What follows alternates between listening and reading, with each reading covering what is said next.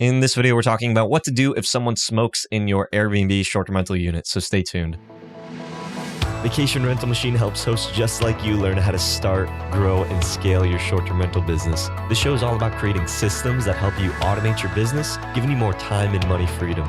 If you're ready to start living the vacation rental life, then subscribe to this podcast today. Come and join us on our Facebook group, The Host Nation, where we'll be talking about starting, automating, and scaling a short-term rental business. Now, on to the show.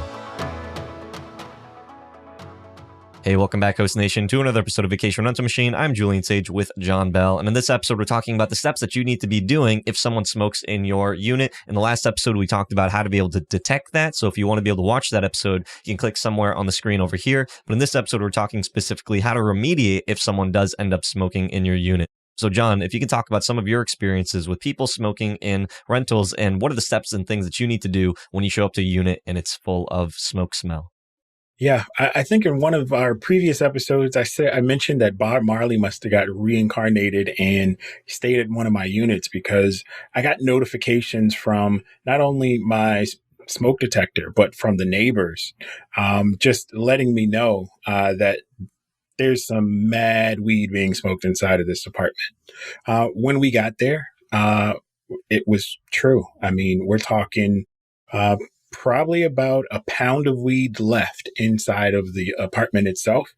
The guys did leave in a hurry because once I got a couple more notifications from the neighbor, I mentioned that the police were going to come and investigate the smell. They pretty much just ran out of the apartment. They took the keys and everything with them. So just kind of funny, just picturing that in my mind, just what happened from me saying, hey, yes, the police have been called and notified. If you are doing this, you might want to stop. It is illegal in this state. And they must have just ran after they hung up the phone. So what to do once you arrive? So for me, the first line of defense is my cleaners. My cleaners are going to go to the place and they're going to say, hey, John, it smells like weed or cigarette smoke or whatever it is. They immediately know to start to look for evidence. Just because you smell sometimes doesn't necessarily mean that it was inside the house.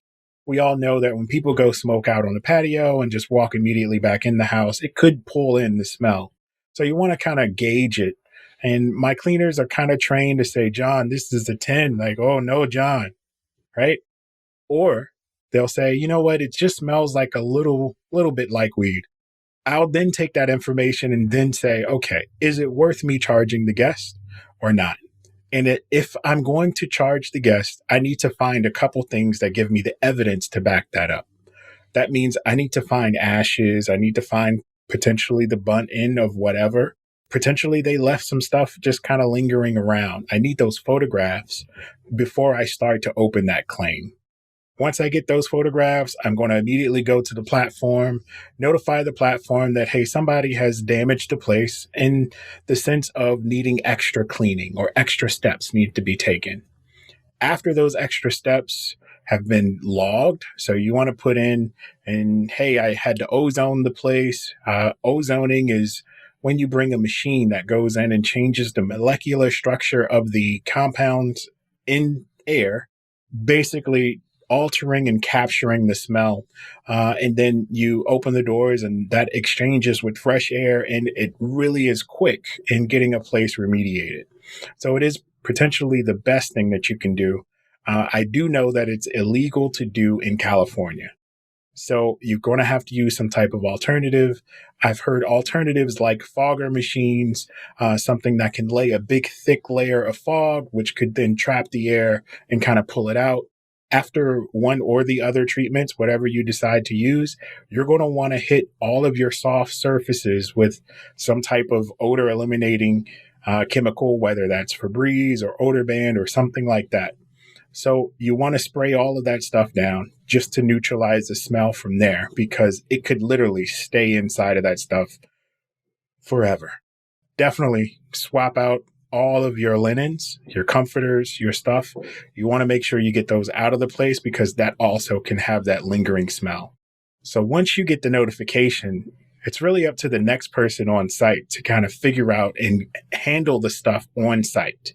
From there, you might need people to come in backup to bring in some other materials. Like I said, the comforters, maybe swap out some of the pillows. Just depends on how bad the entire place is. The last step is trying to get you paid from the guest that actually violated or broke the rules inside of your place. And that's why you need the evidence. That's why you need to submit a claim. You're going to need an invoice, which shows the cost and stuff that was paid.